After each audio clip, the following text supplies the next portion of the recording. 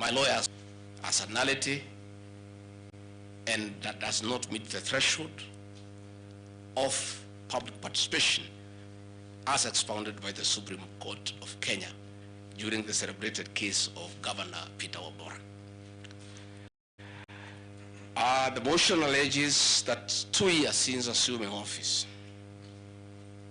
Gachagua has acquired property and wealth whose estimated value is 5.2 billion, despite his known income by way of employment is 24 million.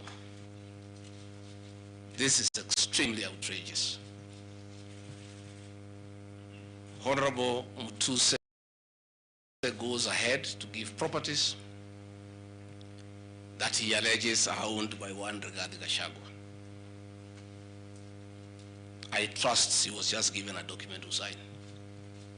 Had he taken some bit of time to do some research, he would not embarrass himself and the National Assembly.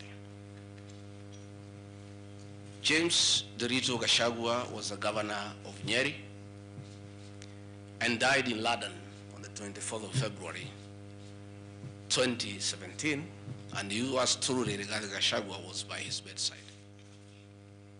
Prior to his death, 3 or 4 weeks before, in privacy, he wrote his will and appointed Rigathi Gachagua as an executor of that will, jointly with Mwai Madenge, his close-time buddy who is a quantity surveyor, and celebrated lawyer Njoroge Regeru. The three of us were tasked to manage his estate. In the will, you'll be given a copy. He did put his properties and assets and cash and anything that he owned in his world. And among the things that he did put was the Olive Garden Hotel, the Pingo Beach Resort, the Queen's Gate apartment, and Langata high-rise flats. It is these 4 properties that the Honorable Mutuse alleges in the National Assembly that Rigathi Gachagua has acquired them after becoming Deputy President in 2022 when Derito Gachagua died in 2017. It is the most embarrassing allegation a member of parliament can table before the National Assembly. Those properties were constructed and were in operation when the late Gachagua was alive. I take this opportunity to ask for forgiveness to my brother, James Derito Gachagua, that today, as your younger brother defends himself, he'll defile your privacy by distributing your will that you wrote, that your properties that you worked so hard for many years to benefit your wives and children are now a subject of discussion and are alleged to be prosecuted. How unfair, how cruel can you be to a dead man? A man who worked so hard, a man who gave his life for his family, to buy plots, to construct property, and leave them in his death for his children and his brothers, leave them in his death for his children and his brothers and sisters.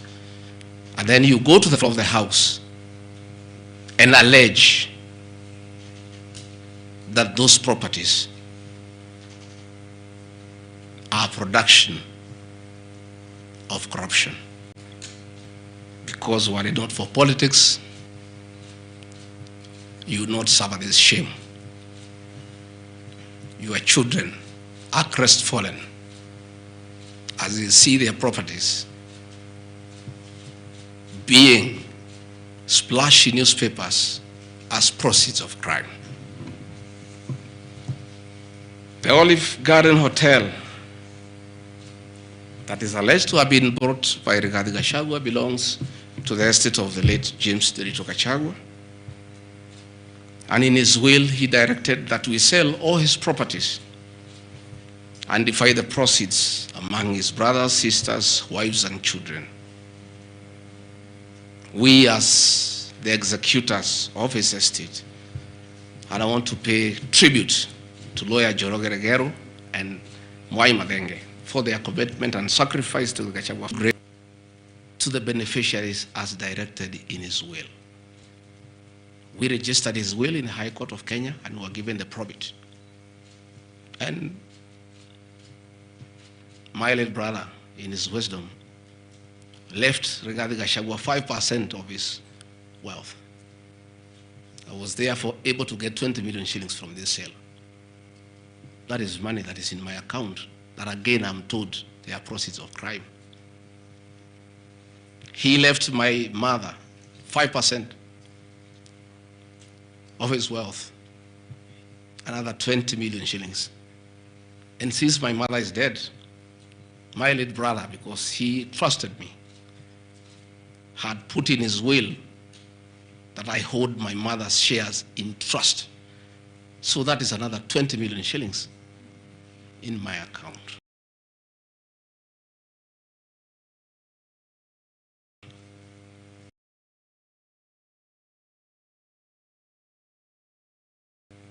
Again, my late brother left me another 4% hold in trust of the children who is deceased, the late Dr. Friend Wachira Gachagua, whose children are in South Africa.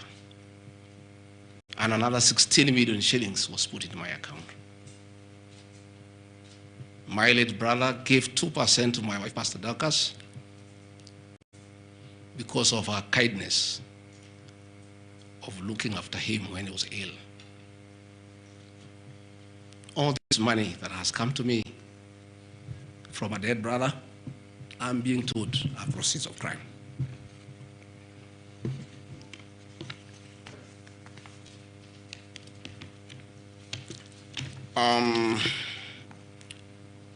Queen's Gate Service Apartments, another property belonging to the late Gachagua, is another property that I'm told I've bought as when I'm deputy president. That is why I have 5.2 billion worth of money. And this property, again, we sold the Cooperative Bank of Kenya, the staff retirement benefits for nearly 600 million. And this money we utilized to pay his debts. And today, as the late Gachagua rests in heaven, he has no debt. Again, I want to thank my fellow executors, Njoroge Regero and Mwai Madenge, for what you have done for my brother. Vipingo Beach Resort in Kilifi was Gachagua's holiday home, a beautiful palatial resort on 3.5 acres on the beach. I remember with nostalgia that he used to host us there every Christmas to enjoy ourselves. This property belongs to the estate of the deceased because ourselves have a family. We want to retain it for sentimental value so that when we visit there, we remember him. The Honorable Mutuse again goes to the, in a very emotional manner, quoting the Bible, says that this property has been bought corruptly by the deputy president without knowing where the money has come from. I have seen some land, Rogoro Kiamariga, 1223 in Mathera East constituency. To start with, Rogoro Kiamariga is not in Mathera East constituency. It is in Mathera West constituency. In haste to dispose of the deputy president, because of political deceit and conmanship and betrayal. They could not even get it right where the land is treated. They were in such a haste to get rid of the deputy president. The land is Ruguru/Kiamariga, 1223. In Madeira West constituency. It's a 2-acre land. It's alleged it has a helipad. It's a lie. The land is too, and I've planted napier grass for my dairy unit. I bought it at 3.5 million shillings. Again, from my dairy farm. I have a dairy farm, 50 cows, and I do make an income of almost 1.5 million shillings every month. They afford to buy 2 acres of land. And I take this opportunity.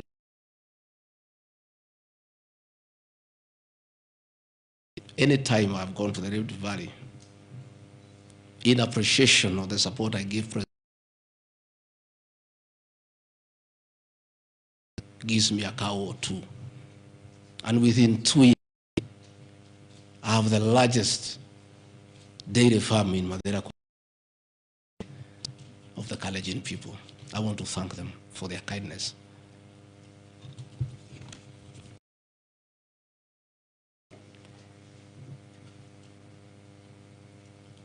An accusation that I've bought 40 acres of land in Nyeri constituency as Deputy President of the Republic of Kenya. I saw the Honorable Njoroge Wainaina, the MP for Kenny, signed the notice of motion to impeach me on the allegations, this one being among them. Had there been no malice, Njoroge Wainaina, the Honorable MP for Kenny, would have advised the Honorable Mutuse that he sold me this land in the year 2015. I have a sale agreement I'll give you with this picture. I bought this land from the Honorable Njoroge Wainaina in 2015. I was not even a member of parliament.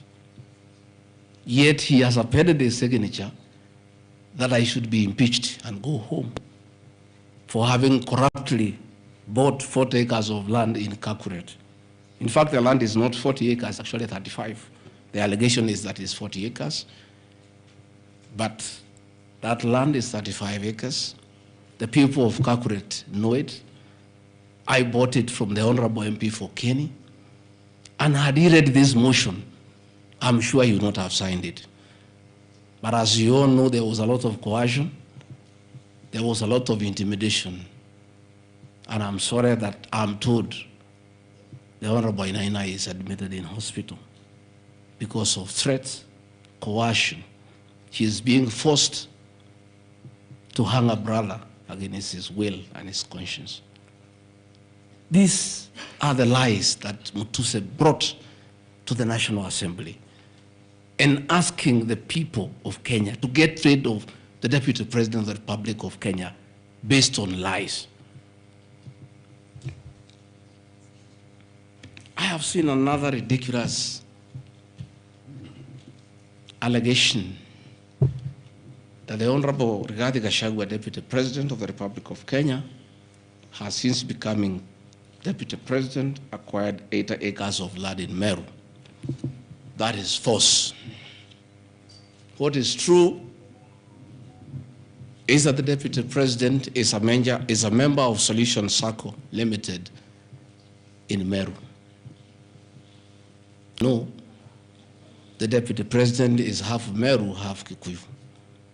His mother, the late mother, Kirigo Gachagua, was born in Meru in a place called Katheri, and thereafter settled in Kiberesha. Deputy President Rigathi Gachagua sometimes is a lonely man. His father is dead, his mother is dead. His brother, Derito Gachagua, the governor, died of pancreatic cancer. His brother, Dr. Fred Wachira Gachagua, died because of alcohol. His other brother, Jackson Riani, died because of alcohol. His sisters are married. So when he goes home, many times he's lonely. And he decided to look for some land in Meru where he can go and build a house and be among his relatives, his mother's relatives. And in the process, I identified that 29-acre land and borrowed money from Solution Circle, which I'm paying every month. We'll give you documents.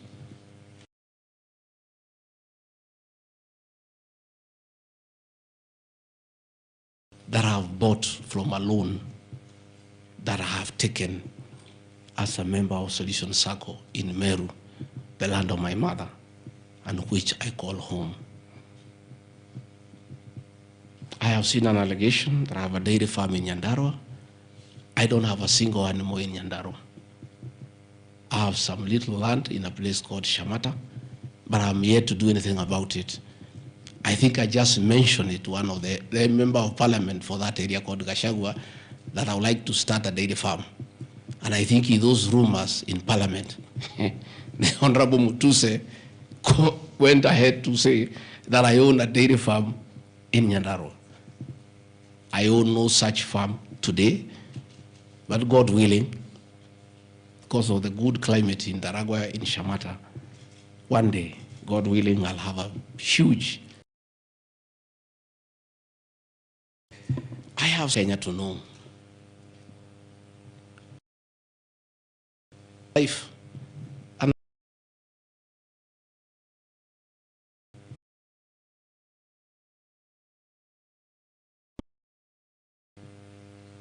Rido Plaza, even if you want to kill investors, when his own children can invest at home. Children of many other people I know hide their money in Dubai and Cayman Islands. They don't want to invest here. What crime?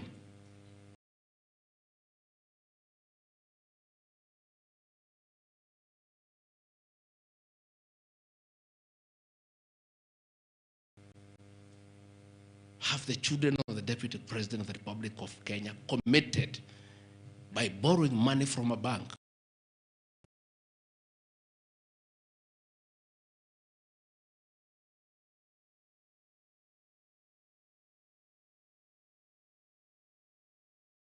These boys are so demoralized, asking me, Dad, why didn't you advise us?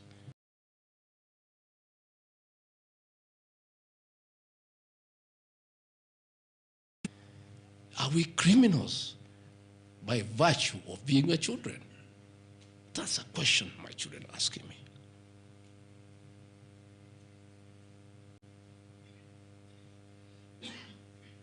What crime can children of Kenya commit? Borrow money from a bank and start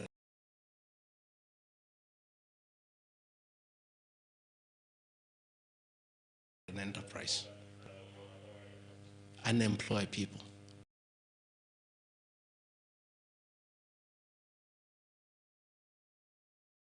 How unfair.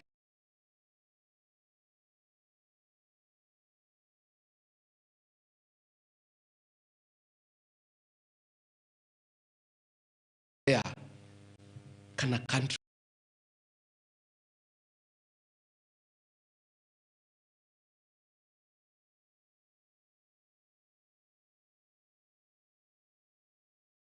be to its young population to condemn them?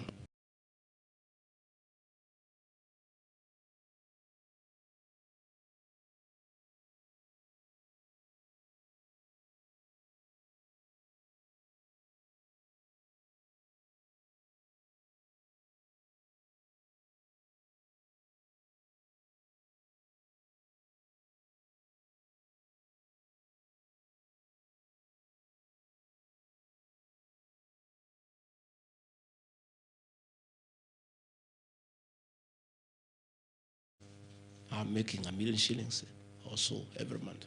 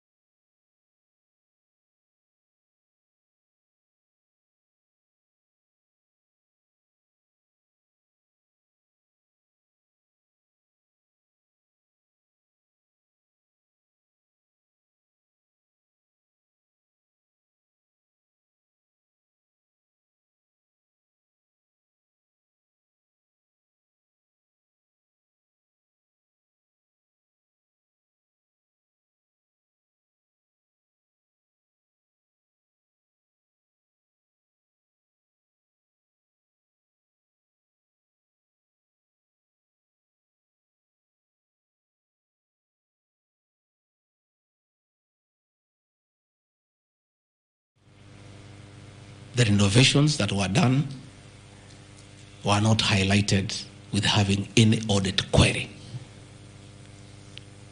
If the Honorable Mutuse had taken his time to look at the Auditor General's report, he would not have brought the State House Controller, not me. I don't deal with procurement. I don't deal with financial management. I don't deal with anything to do with public finances. Since the matter has been raised, I have to answer to it. I have looked at the Auditor General's report, clean. I have looked at the contract, it's signed by the Controller of State House. As to the work, that I can attest, they did a very good job. And this residence has been dignified. The same with the residence in Mombasa. You know, the residence in Mombasa is where President William Ruto and his wife, Mama Rachel, were chased away, and the house allocated to the regional commissioner. And on assuming office, I took up the residence. It was in state of disrepair. I took up the residence. It was in state of disrepair. Again, it was renovated. It's a good place. And I normally go there when I go to Mombasa. And it makes a lot of sense, because before the renovation of that residence, anytime I went to Mombasa, I normally have a huge delegation of security people, hospitality, and all that goes with the office, not really me. The bills were very expensive. It makes a lot of sense to have an official residence for the Deputy President in Mombasa, so that when he is there, you cut down on public expenditure.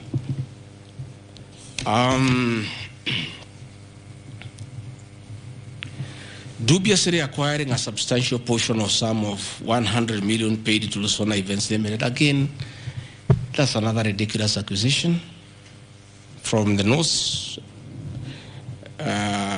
This is people who give services here for events. We have many meetings. You have come here for IBEC. There are tents put up here to the required standard. We have meetings here for development partners. This is a very busy residence. Most of you have been here. Again, I don't get involved in procurement. That is the work of the accounting officer and his team in public finance management. As to the person who does that work, I don't know he or she, and I have no business knowing who does the work. Those are things that are not in my purview. Again, the ridiculous accusations that money came to me, one would have to demonstrate how it came to me. Was it brought to me through my account, through cash? Who was there? What is the evidence? Again, it is just trying to throw mud at me. And I want to say that that accusation is baseless, and we believe, we want to see the mover of the motion coming up with tangible evidence. Again, these accusations lack particularities and specifics. They are just generalized accusations.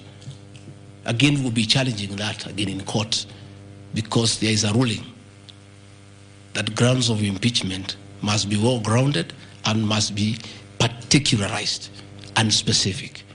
This is just an allegation. Where is the nexus between the supplier of events to this residence and the Deputy President, Gachagua? There is no nexus. I don't know the person. I don't know the company. I'm not involved in the procurement. I don't even know how it is procured. All I do is I want events, and they are arranged, and I take part in those events.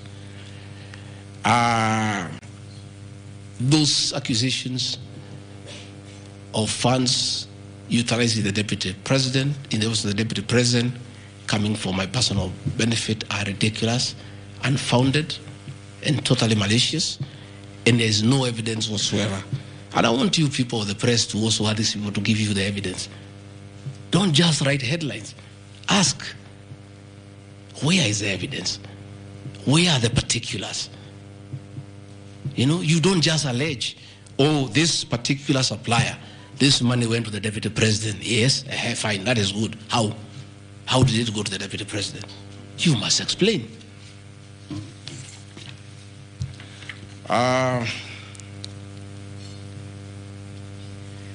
Alleged sensational but false allegations against Lady Justice Esther Minor. It is alleged that the special notice of motion at ground 4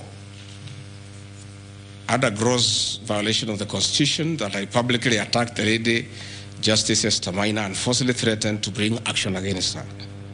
I did not threaten to bring any action against Justice Maina. I did bring action against her.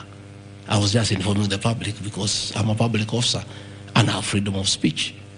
I have filed petition before the Judicial Service Commission against Justice Esther Maina in issues I felt I did not get proper justice.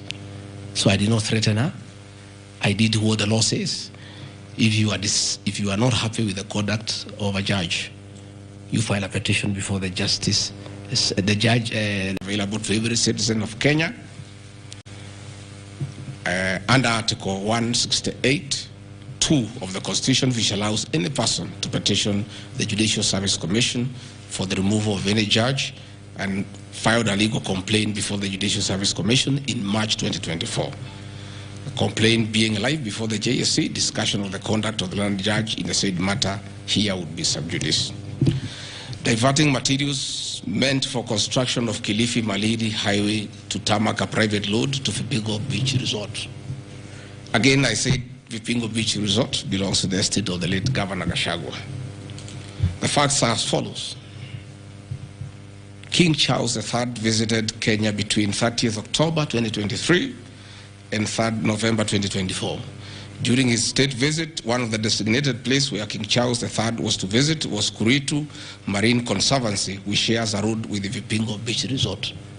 And it's a public load, by the way, it's not a private load.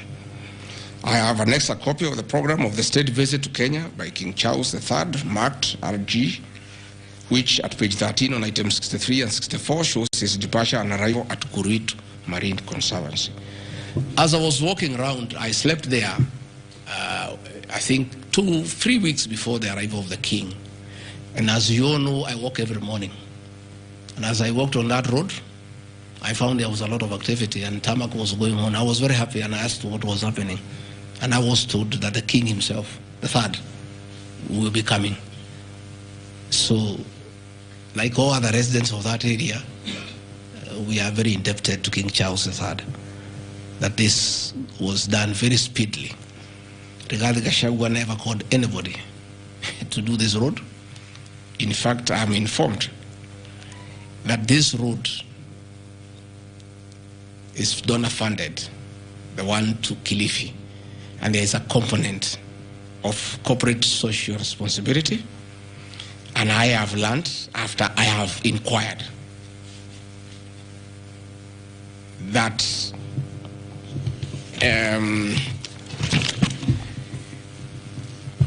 these people of that road is called Takawungu Shariani Vipingo. It's off the main road, and I am made to understand that Qulity Marine Conservancy, Vipingo Secondary School, Shariani Primary School, among other stakeholders, including a public market, applied to Kenya to be considered for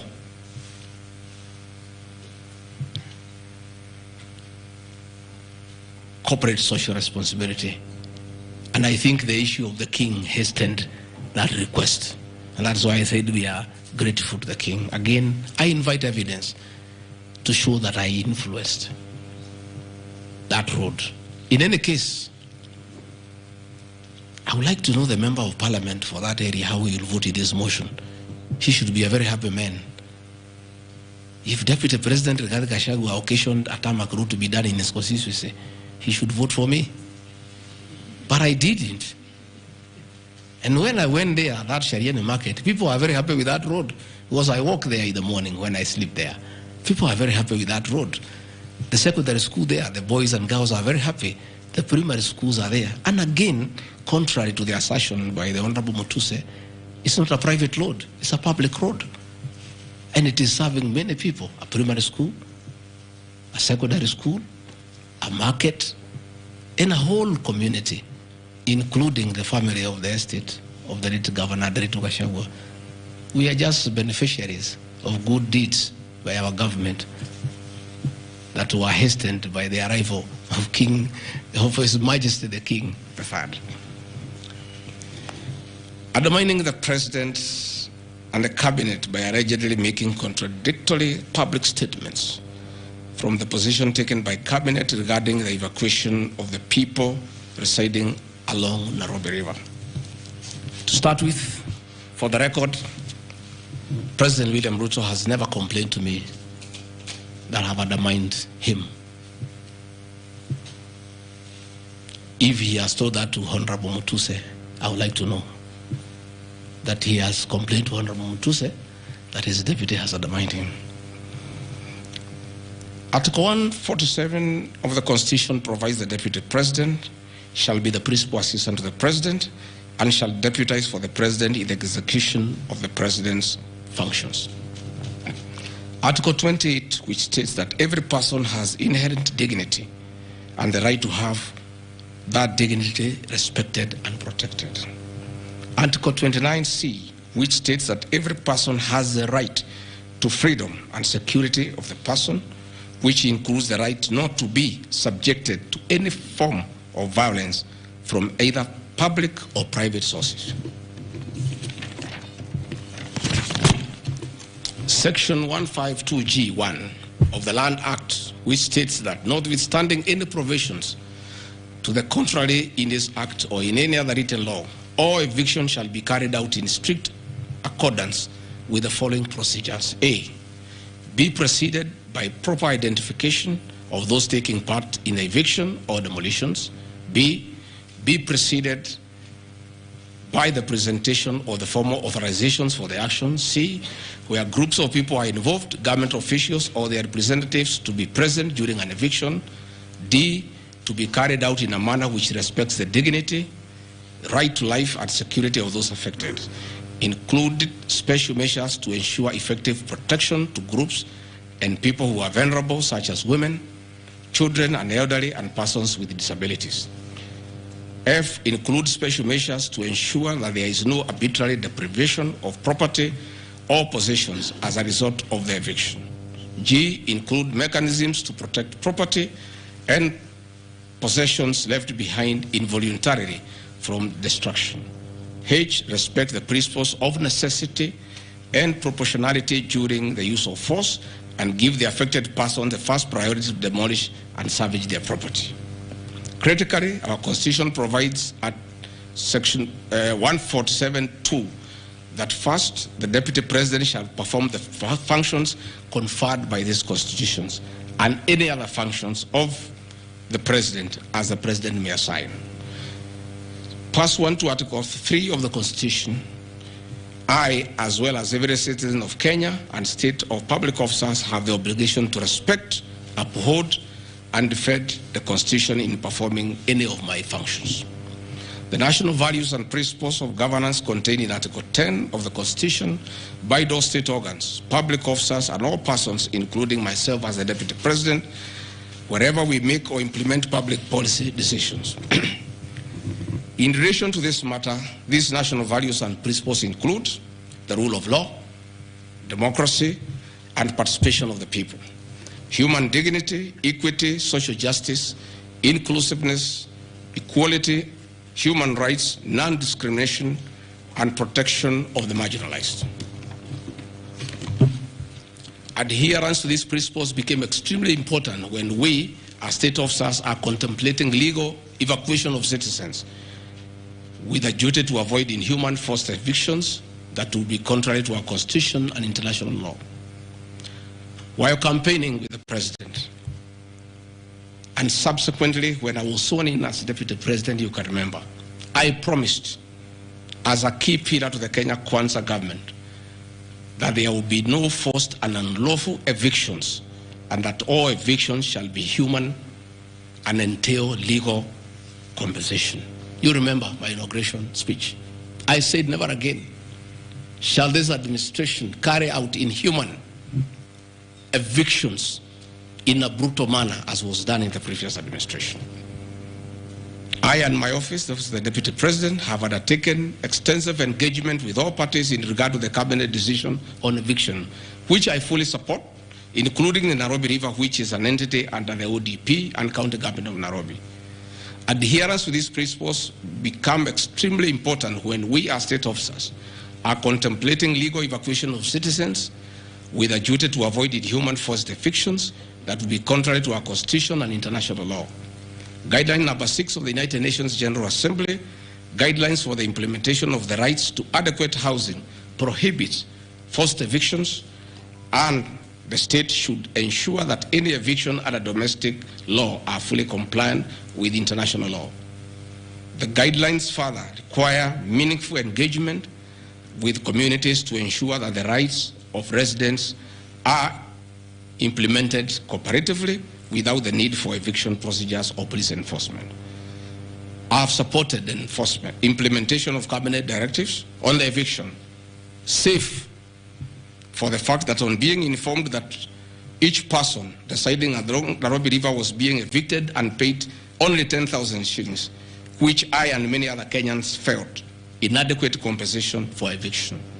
I insisted that the government should abide by constitutional dictates and international norms while implementing any cabinet decision, including eviction, and maintain the dignity of citizens of Kenya facing evictions. My statements did not and cannot be construed to undermining the president, because the president, like me, sought to defend the very Constitution. I hope I'm very clear. Am I clear? I cannot, I will not oversee, supervise, forced, brutal eviction against the people of Kenya. That I will not, and I can't. President William Ruto and I on the campaign trail gave a solemn undertaking to the people of Kenya that under our administration, that will never happen. So when I was asked to oversee brutal, inhuman eviction against innocent people without notice, without compensation, without due regard to what the Constitution says, I found it very, very difficult, and I rescued myself and allowed the CS for Interior, the Head of Public Service, the PS for Internal Security to proceed. If that is the reason why Rigathi Gachagua should be impeached as Deputy President of the Republic of Kenya and sent home for refusing to undermine the Constitution, for saying no to brutal and inhuman eviction of poor Kenyans, let it be. Undermining devolution by allegedly holding a meeting in Nairobi. Good people. I'm sure you are as embarrassed as I am. That a deputy president holding a public meeting to talk to the people of Kenya is undermining devolution. To start with, Deputy President Rigathi Gachagua, in the duties spelled out by the President under Executive Order number 1 of 2023, he has the duties to coordinate intergovernmental relations. I work with the governors. This is the home of devolution. I hold meetings with the governors every day. I chair IBEC. I cannot be accused, and I need evidence tabled that I undermined devolution. The motion alleges that on 29 September 2024, I unlawfully interfered with the running of the Nairobi City Council government by holding a public rally where I allegedly incited citizens against law directives of the county government on planning and relocation of markets. This is my response. It is not true that I incited citizens against the law directives of the county government as alleged. I wish to clarify and point out that when I held the public rally, I merely requested the governor of Nairobi County to speak and listen to grievances which were being raised by the market traders. Videos will be produced tomorrow in the National Assembly. I, regarding Gachagua, asking Governor Sakaja to take time to listen to the people and listen to their grievances. The traders had sought me out to intervene and request the governor on their behalf to dialogue with them and seek a solution to their grievances with regard to the relocation of markets. Had the governor listened to these traders, they would have had no business coming looking for me. All I was saying is listen to the people. Before you relocate them, have public participation. Most of those traders have lived in Wakulima market for 40 years. They wanted to discuss with the governor what happens to us, what happens to our customers, what happens to the distances that we cover, what about the extra cost of going to the new relocation. And I think the traders were right. Requesting a meeting with an elected leader is their right. And when they requested me to go and meet them, because they were desperate and they needed somebody to hear to them, I did go and speak to them. Again, this motion alleges that on 20 September 2024, I unlawfully interfered with the running of the Nairobi City Council by inciting citizens against law directives of the county government. The leadership of Nairobi business traders approached me sometime in March 2024 at my official residence to discuss multiple issues affecting business and requested engagement in the resolution and intervention on these issues adverse to business. Consequent to this meeting, I directed that short, medium and long-term strategies be undertaken, coordinated by the Office of the Deputy President, to address the issues raised that are cross-cutting with agencies including KRA, Kenya Post Authority, Counterfeit Authority, Kenya Bureau of Standards, the National Police Service, Kenya Copyright Board, given that the violation is under the Office of the Deputy President. I was just doing my work.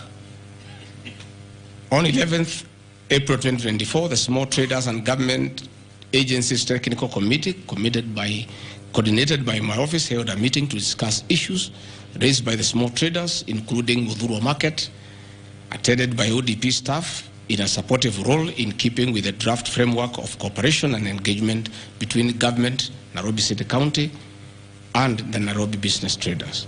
Subsequent to that meeting, a meeting on 24th April 2024 between Nairobi City Council and the Nairobi small traders and numerous others, the ODP on 22nd July 2024 invited His Excellency Johnson Sakaja, amongst other state officers, to a meeting at ODP.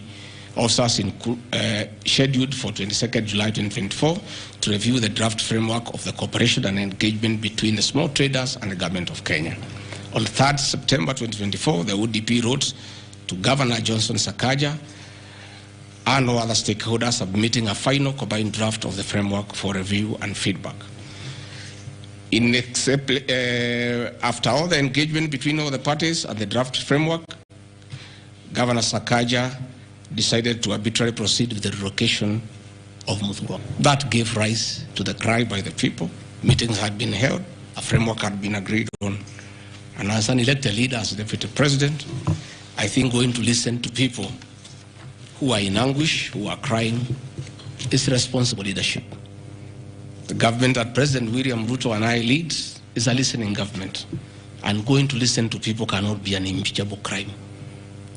I would like to know how members of parliament would want to send me home for going to listen to people who are crying that they need to be listened to. I would like to understand. Undermining devolution by allegedly holding meetings to fight alcohol.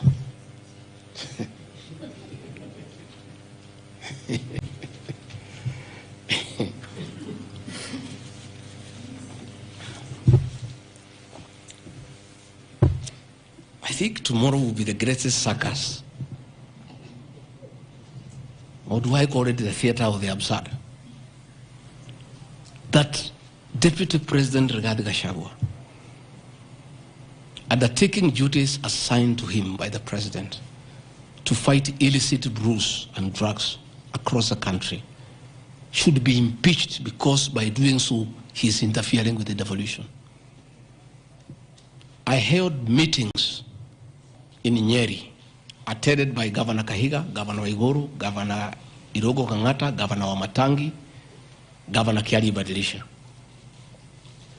I held a meeting in Chuka, attended by governors of Embu, of Tharaka Nithi, of Meru.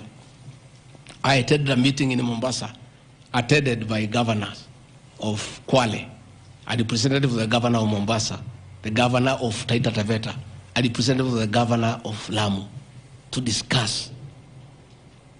I held a meeting in Nakuru, nearly with all governors present, and all of us jointly, under my chairmanship, the Ministry of Interior and Governors, we agreed on how to tackle the menace of illicit brews.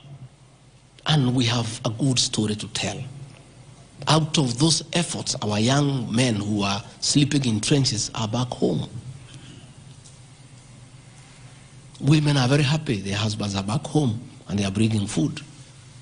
In fact, some children have been born. Some have even been named Gigi because of the effort that I have put in fighting illicit brews. I think the people of Kenya will be shocked to hear tonight that one of the accusations against their deputy president and why he should go home is because he led the battle to fight illicit brews and drugs that has caused havoc among our young people. Please, if Rigathi Gachagua is a problem, why don't you assign this job to somebody else? Because this job must be done. We must get our children off drugs. We must fight illicit. And saying that you want to impeach the deputy president because fighting illicit brews and drugs is interfering with the devolution. I think this is the greatest joke of the year. Even the 291 MPs who signed this motion, most of them, because I know them, have looked for me personally to thank me for the way I have successfully led the war against drugs and illicit brews. And that is why that sham public participation should have had my responses, so that the women could hear that one of the accusations against the deputy president is that he should be sent home because he was leading the war against illicit brews and drugs. I don't know. I think there is something wrong in this country.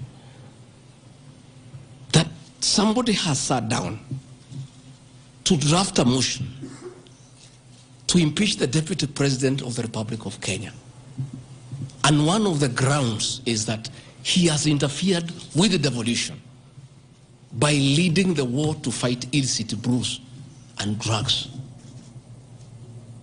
This is a height of absurdity. And Parliament will be the theater of the absurd. I would like to hear what is the nexus between fighting illicit brew and interfering with the devolution. I would like to know. I've never had any governor complain. I've never had any MCA complain. I've never had any Kenyan complain. The only Kenyans who have complained are few.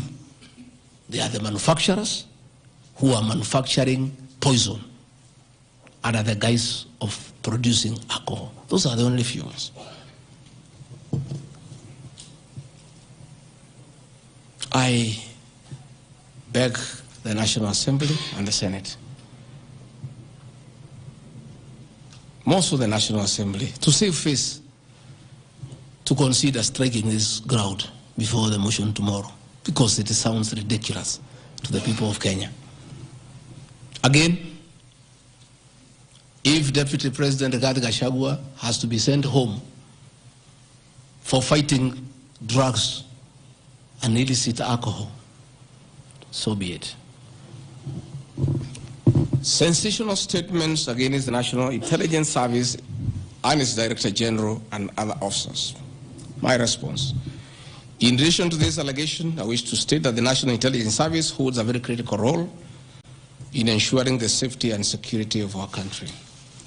They are responsible for gathering intelligence and share it with all our law enforcement agencies to ensure that the country is safe at all times. Consequently, when the country was caught flat-footed with regard to the scope and extent of the public's dissatisfaction with the Finance Bill 2024, which degenerated in the Gen Z protests, it pointed to the failure of the National Intelligence Service in carrying out its mandate. I am persuaded that the National Intelligence Service ought to have known beforehand that the public was completely opposed to the Finance Bill, and they ought to have briefed the President before the protests began, as this would have caused a change of tact by government regarding the proposed bill and protest, which culminated in the loss of innocent lives and destruction of property, could have been avoided. Hence, I express my opinion, as this is in my public media briefing in Mombasa, and my utterances were not any different from what happens to other countries when there is lapse or failure by the intelligence agencies. Many of you will recall that after September 11th terrorist attack in the US, the US intelligence agencies were massively criticized, and inquiry was even opened to investigate why the intelligence agency was not able to detect and thwart the terror attack. Under the Constitution of Kenya, the government agencies are supposed to be accountable to the Kenyan people, including the National Intelligence Service, and calling them out when there is a dereliction of duty does not amount to undermining them. In any case, the Director General of NIS is not above the law. He is a public officer. Just like the President, the Deputy President, Cabinet Ministers, he too is subject to criticism like any other public officer. In fact, I'll have videos. President William Ruto, as Deputy President, at one time criticized the then Director General of the National Intelligence Service. In another video, he heavily criticized the then Inspector General of Police for the performance. I have learned from my boss how this job is done. It's clear. It's done. I mean, nobody, the President is criticized daily. The Deputy President is criticized daily. And we take no offense. The Director General of the National Intelligence Service is not above the law. He is a public officer. He is accountable to the people of Kenya. And when one feels he has underperformed, he'll be called out. Because that is the nature of the Kenyan state. And this I learned from my boss when he was Deputy President. Again, there was the issue that the President and I committed ourselves publicly that never again in our administration shall ever we allow abductions and extrajudicial killings. Despite the police keeping on misleading the President to say that there are no abductions, you all know, you have evidence on video that they have happened.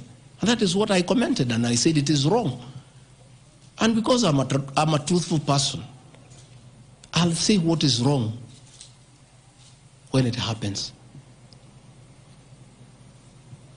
Despite the fact that I am compelled by the principle of collective responsibility to be part and parcel of every decision made by government, that I'll continue to do so, but only those decisions that are constitutional and within the rule of law. Abductions and judicial killings are unconstitutional. I will never support them.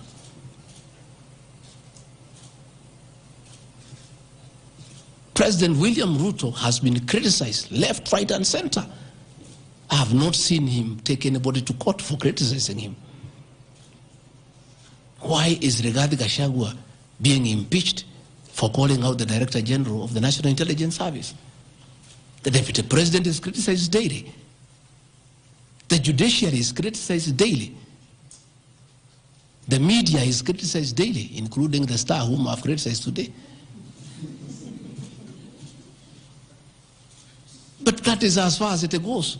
And again, despite being just the deputy president, I enjoy a constitutional right in the Bill of Rights, freedom of speech. And if the Director General of the National Intelligence Service was aggrieved, there are mechanisms of how he can take me to court and sue me for defamation. And I'll be able to argue why I said what I said.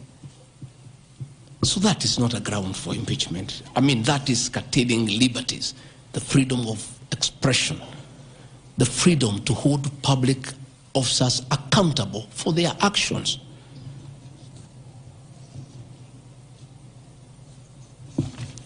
And I want to say finally,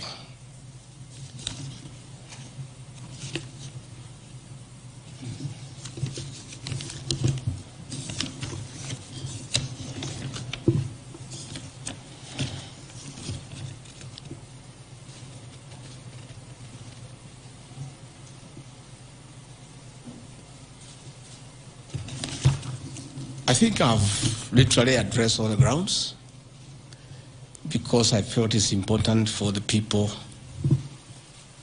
of Kenya to know the allegations against the Deputy President and his responses.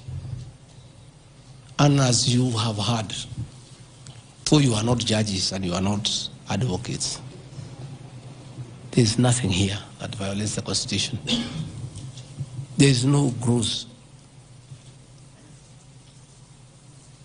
misconduct. There is no crime that has been committed.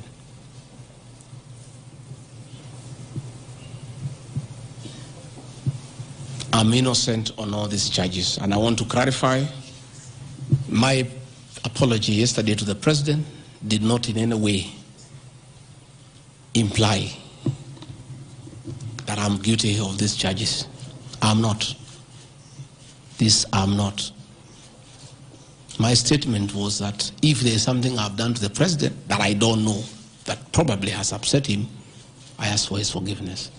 But that was in no way an admission of this ridiculous allegations meant to overturn the will of the people. Finally, in conclusion, I want to say that overturning the will of the people is not a joke. It calls for very serious violation of the Constitution. None of these issues here meets the threshold. We'll go to Bunge tomorrow. I'll be there at 5 for 2 hours, and I'll put my case. In the unfortunate event it proceeds to the Senate, I'll be there again to prove my innocence by way of evidence.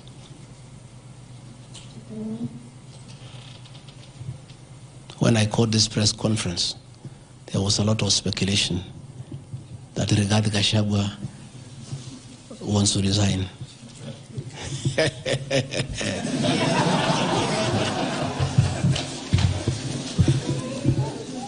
This is a man elected by 7.2 million Kenyans. How dare you suggest to him that he can do so without public participation?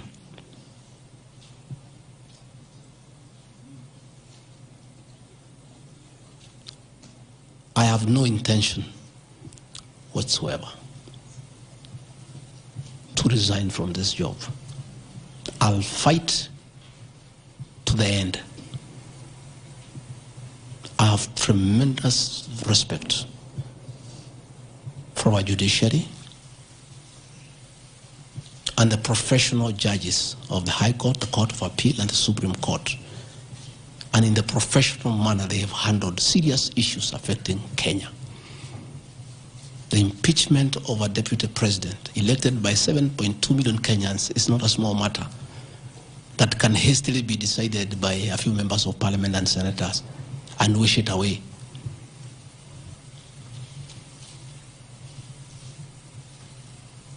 I'll submit myself to independent institutions to get justice. And I'm sure, I have no doubt in my mind that I'll get justice. And this impeachment will be thrown out. And I'll carry out my duties as Deputy President. That is why anybody sending feelers to me to resign is a joker.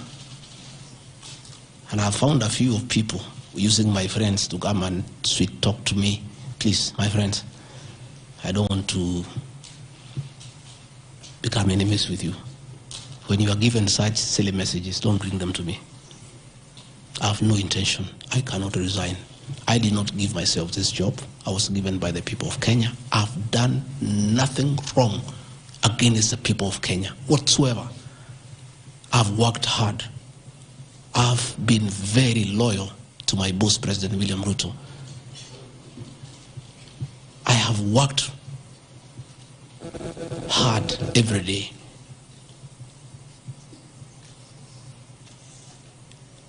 And I will not be distracted. I think there's one issue I've forgotten, one ground. The issue of the shareholding, isn't it? Even you guys can remind me if there is one issue that I have not dealt with.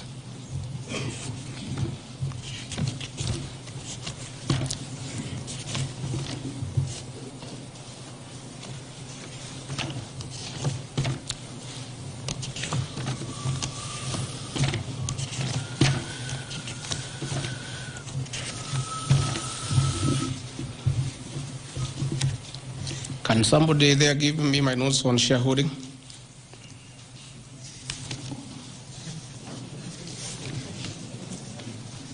Yeah, I have them here. That's okay. Yeah, this is an important one. Yeah, there are several. I had not, there are a few silly ones. There's one that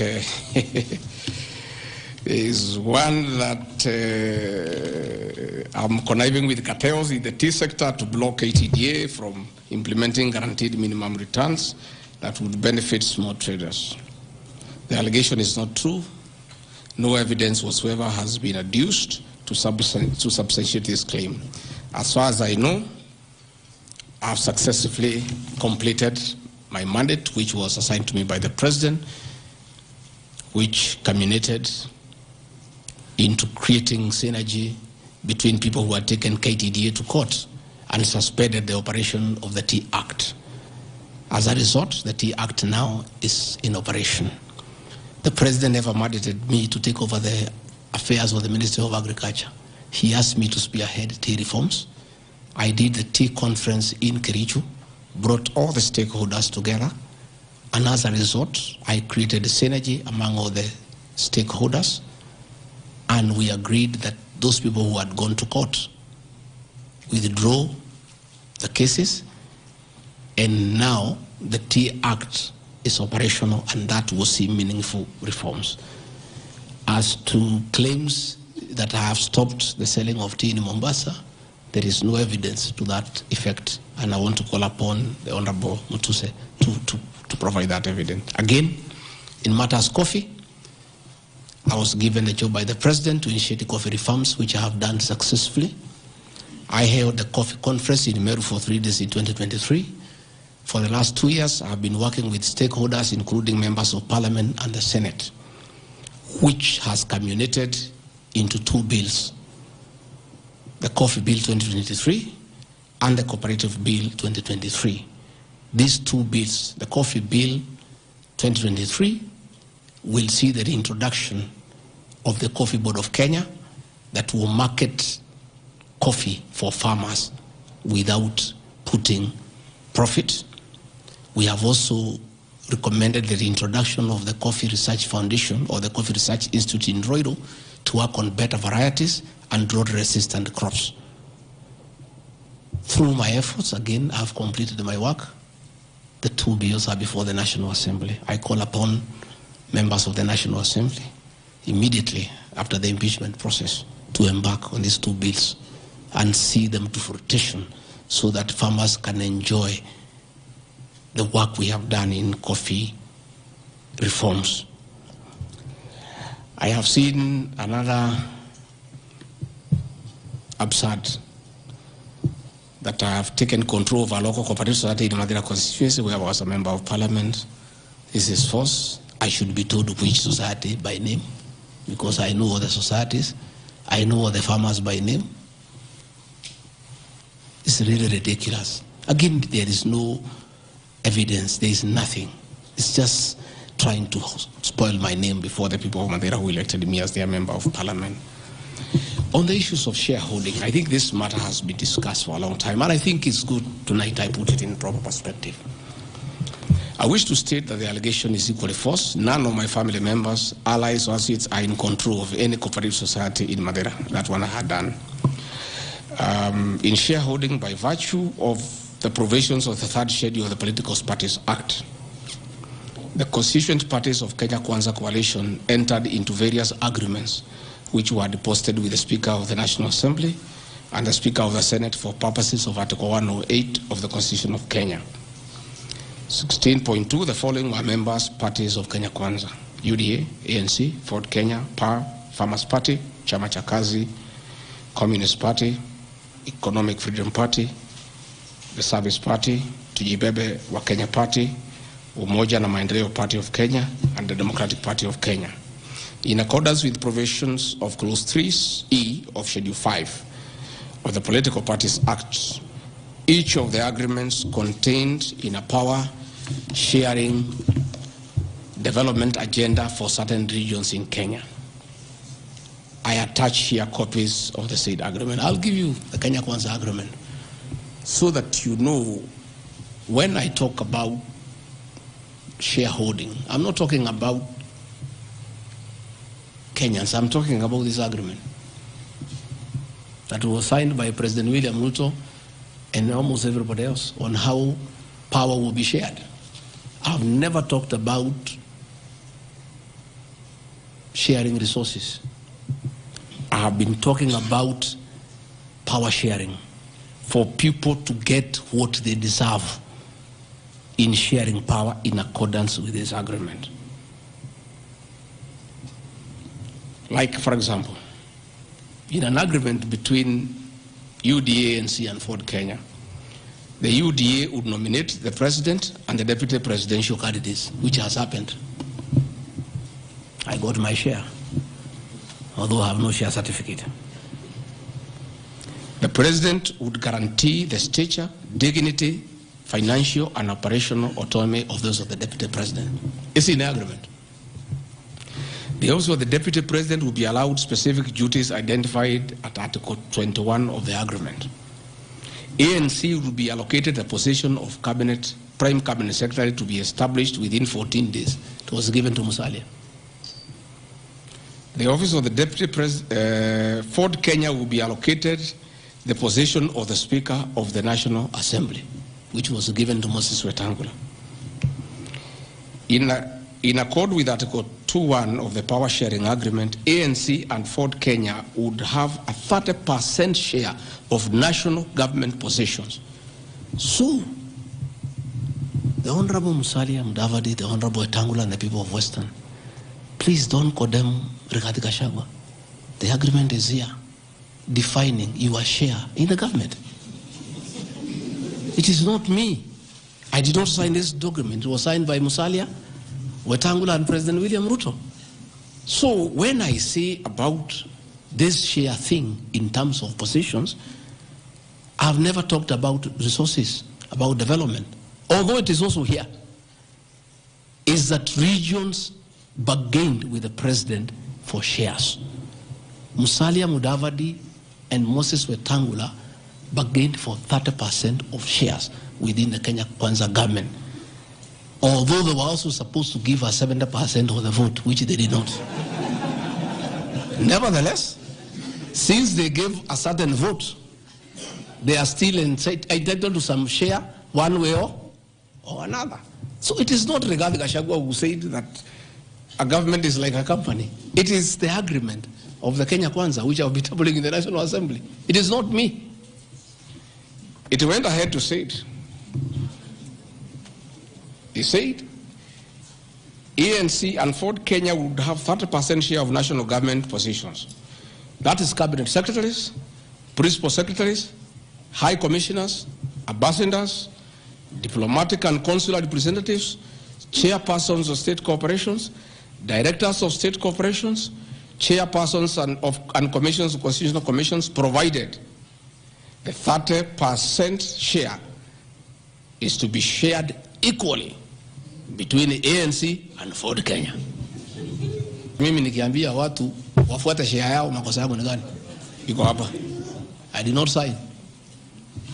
They went ahead. Musalia Mudavadi and Wetangula. And they must follow these things. Because I will not follow for them because I was not party to the Western agreement. The agreements were with regions. So when people say I'm dividing regions, I'm simply following the Kenya Kwanza agreement of the way it was debated. They went ahead and said, Article 22 of sharing agreement set out a list of priority projects which Kenya Kwanza would endeavor to fulfill in the ANC and Ford Kenya strongholds of Western Kenya between 2022 to 2027 on a priority basis. Musalia Mudavadi and Wetangula signed a package for Western Kenya. I have never heard anybody call them tribalists, but they signed an agreement demanding for Western Kenya. They demanded, and it was agreed it will be done. Completion of all incomplete or stored bitumen roads. Construction of an extra 1,000 kilometers of bitumen in Western Kenya. Revival and modernization of sugar factories in Western Kenya. Establishment of new industries identified in Article 22 of the agreement.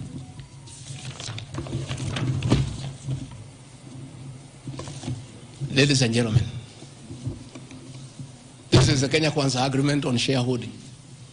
What crime has Rigathi Gachagua committed to be impeached by saying what President William Ruto appended his signature to, with Musalia Mudavadi and Wetangula who will preside over my impeachment? What crime has this man committed? The crime of this man is just being truthful, because people do not want these things to be known. That is the problem. People have a problem that I'm a truthful man. The people of Western Kenya has now known today what their leaders signed with President William Ruto. It is upon them to demand their share as per this agreement. I did not sign this agreement. I will read the people who signed. But because I was present and I'm a truthful man, I fight for the people of Western Kenya. Power sharing agreement between Kenya Kwanza and PAR of Amason Kingi. I want to give two examples. Yeah? In accord with Article 8 of the agreement, PAR would be allocated the position of the Speaker of the Senate. He negotiated for himself. Let's be truthful. You brought this motion. We'll discuss. The people of Kenya must know the truth so that if Rigathi Gachagua is being crucified for being truthful, let the people of Kenya know why he is being crucified.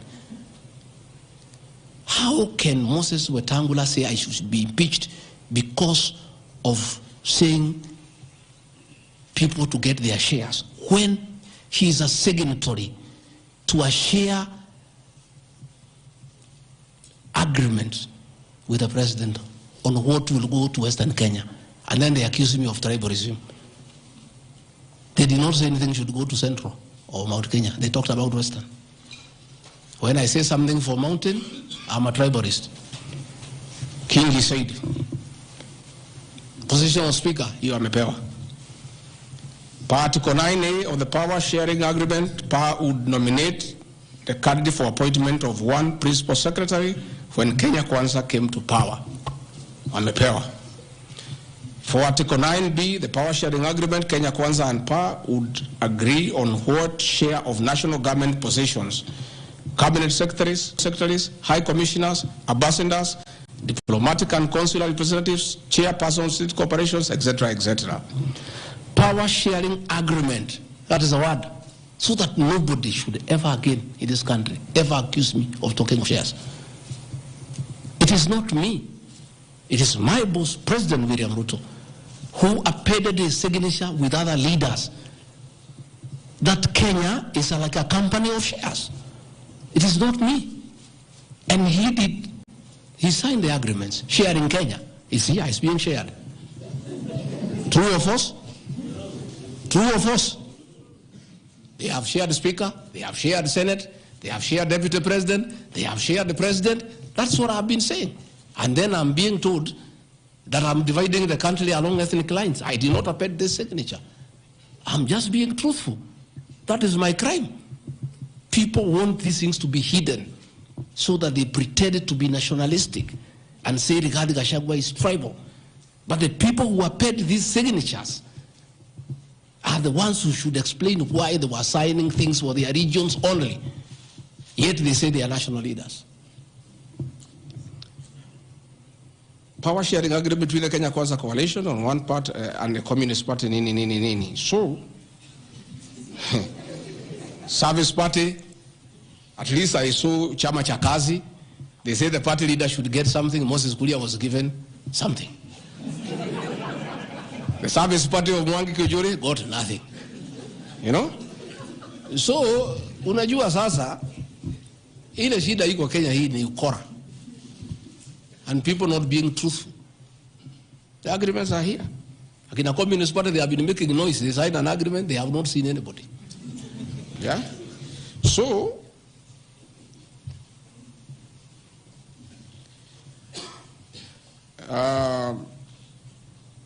my speeches on the shareholder issue are informed by their aforesaid power sharing covenants, which are founded on law and lessons learned from the well-known disputed 202 NAC power sharing agreement. Further power sharing agreements are a feature of government formation in all democracies in the world that provide the formation of coalitions.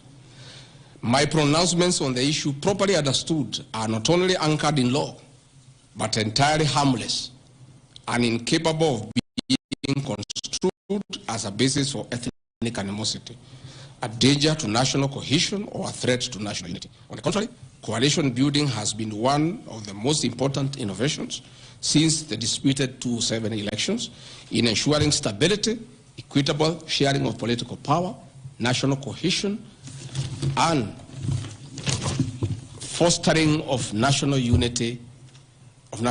Indeed, Kenya Kwanza's main opponent in the 2022 general election, Azimio la Umoja, One Kenya Coalition Party, was a political party consisting of 25 or so political parties who also executed a power sharing agreement as required by Schedule 3 of political parties. However, notwithstanding of the said power sharing agreements, upon election as the Deputy President of Kenya, I went out of my way, as required by the Constitution of Kenya, to serve all Kenyans regardless of their political preferences during the election or ethnic origin. I'll produce videos on all those things. Again, my decision to embrace the broad-based government following the decision of the cabinet after the Gen Z protest is that I support coalition building. And even when the Honorable Right Odinga came, he got some shares. True or false? I mean, surely, why is Rigathi Gachagua being vilified by just being truthful? You know, it's good to be truthful. I have heard that my saying we observe this agreement is a threat to national unity. I have never been caught by the National Cohesion and Integration Committee to tell me that I have said something that can create ethnic disharmony. On the issues of one man, one vote, one shilling, I am told again that it can create tribal hatred. How? The one man, one vote, one shilling is not a formula for Mount Kenya region. Far from it. The one man, one vote, one shilling talks about equity. The gist of that formula is that all Kenyans should be treated equally. If we are giving bursary to the children of Kenya, let us agree how many children we have. If there are 30 million, and and we have 100 million, we divide equally and distribute to every constituency to those children. If a hospital takes care of 1,000 patients, we decide based on population what is the size of the hospital to be constructed in Roiro, where there are 800,000 people. If one borehole serves 500 people, do you construct one borehole in an area where there are 10,000 people? You need to construct more boreholes. That's all. And these populations are everywhere in Western Kenya, in Kisii, in Rift Valley. The high numbers are not just in the Mount Kenya region. This is a formula, in my view, that is good for everybody. Again, it is not a law because I pronounce myself. It's just an opinion. And in our democracy, I think it's only fair to allow people to have freedom of speech and to be entitled to an opinion. There are those who talk one man, one vote, 1 kilometer, and it is their right. And we should also listen to them and consider. And all those opinions can be harnessed, and people can agree which is the best formula to take care of the people of Kenya. That is all I said. I wanted to read to the people, of course, the projects that were negotiated, but I don't seem to have that page. I produce it tomorrow in Parliament. So that when they hear I am fighting, I'm also fighting for them. Mine, for the Mount Kenya and President William, we never wrote anything, because I'm a very trusting man. So is my people, as we did word of mouth. So once in a while, we may argue kidogo kidogo because there's nothing written.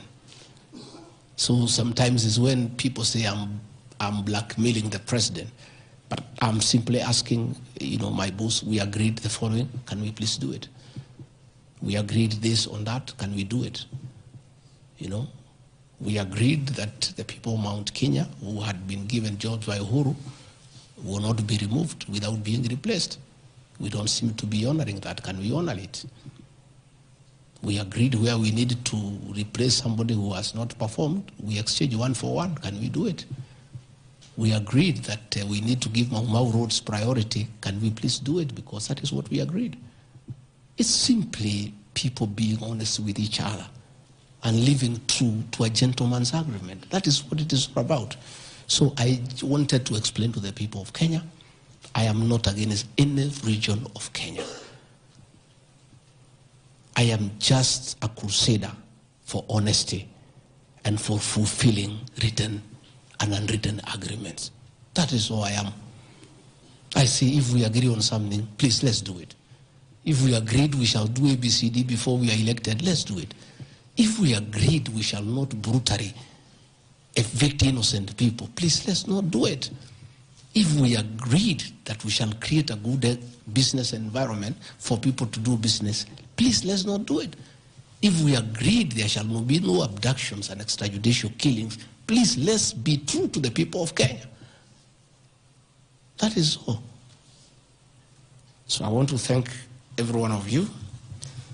And because I've been in Parliament, I don't think it is necessary to have questions. I've been very, very clear on all issues, why I called this a press briefing.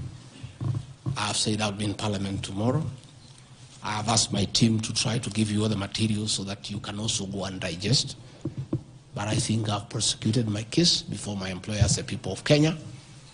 And I trust, because the members of Parliament are also listening, they'll be fair, they'll be just, and they'll be true to their conscience and do the right thing, and not hang an innocent man without evidence. I wouldn't mind being crucified if there was evidence, but there's nothing, zero. I've explained myself to the fullest. And I think you and the people of Kenya have heard me. Let me thank all of you for giving me this time, and appreciate the media for your role to inform the people of Kenya, to educate them, to entertain them, and keep them abreast with what is going on. I want to thank you for your coverage of the short public participation on this impeachment motion, because you exposed it for what it was, and your video clips are very useful for us as we argue in courts of law. You guys are wonderful. You are good people. No wonder you are called the fourth estate.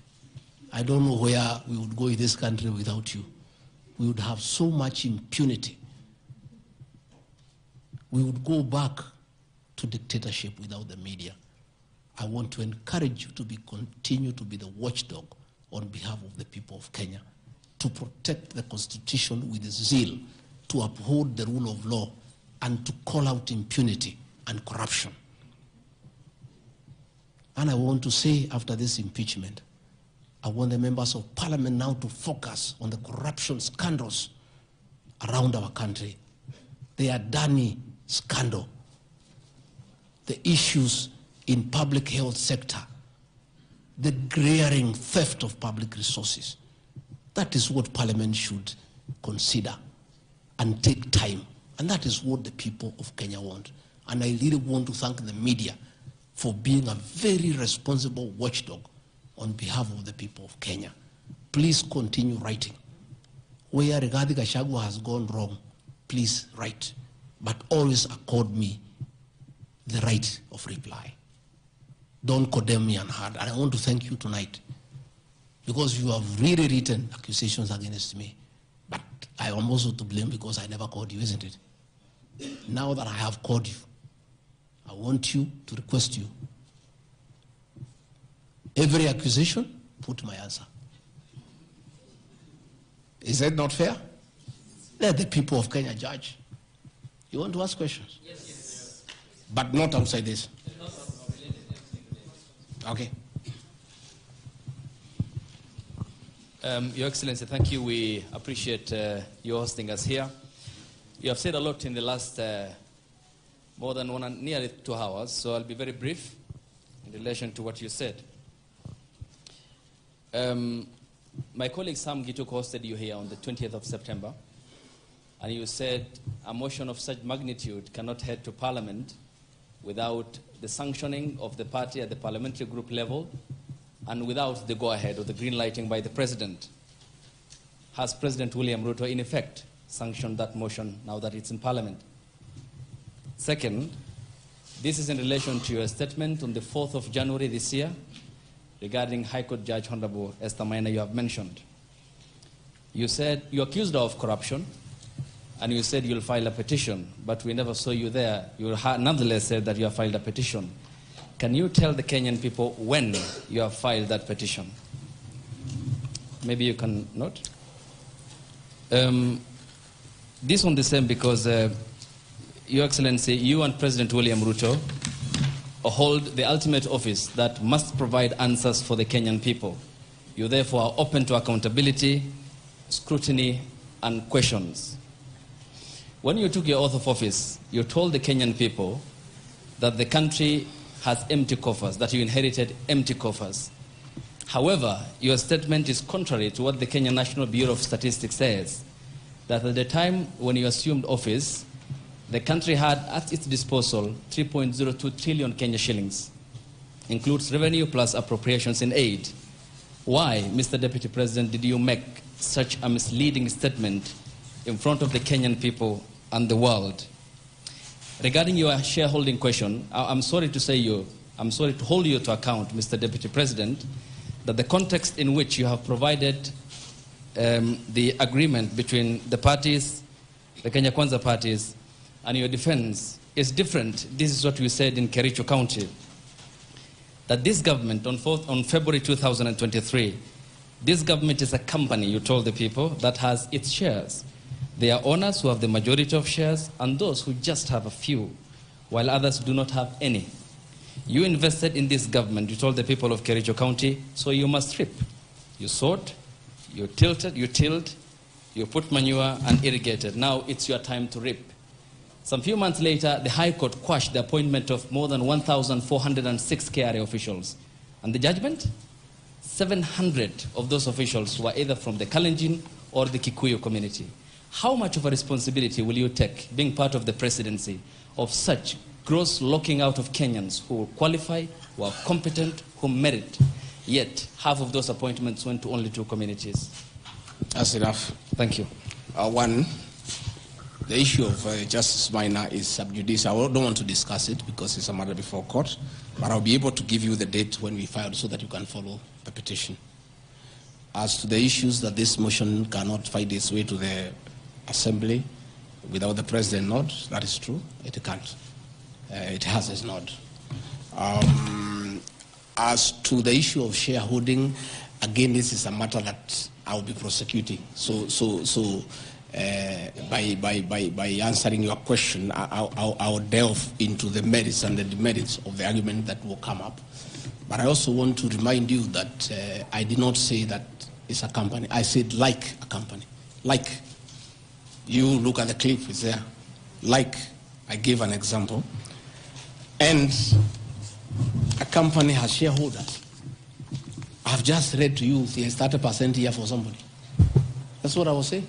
I was just being truthful without removing the agreement. Again, I am not responsible for making appointments in Kenya. I don't make any appointments. The Deputy President does not appoint anybody. You know, the appointing authority.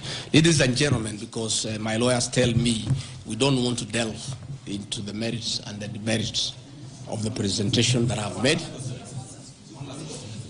Yes, Karanja.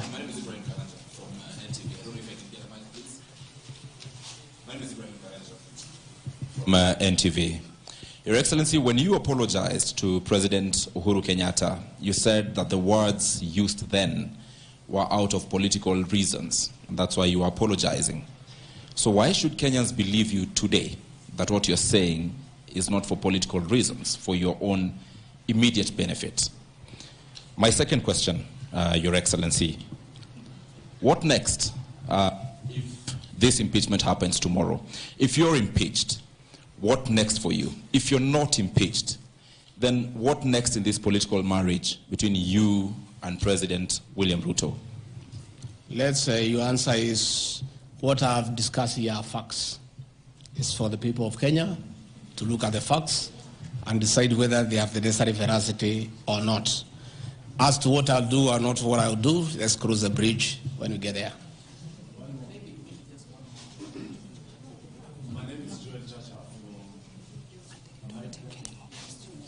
I think, good people, we have had a long night. We have had a very long night, and you need to go and file your story. I want to once more thank you very much. Good people, asanteni sana, Mungu awabariki, tutaonana kesho. Thank you.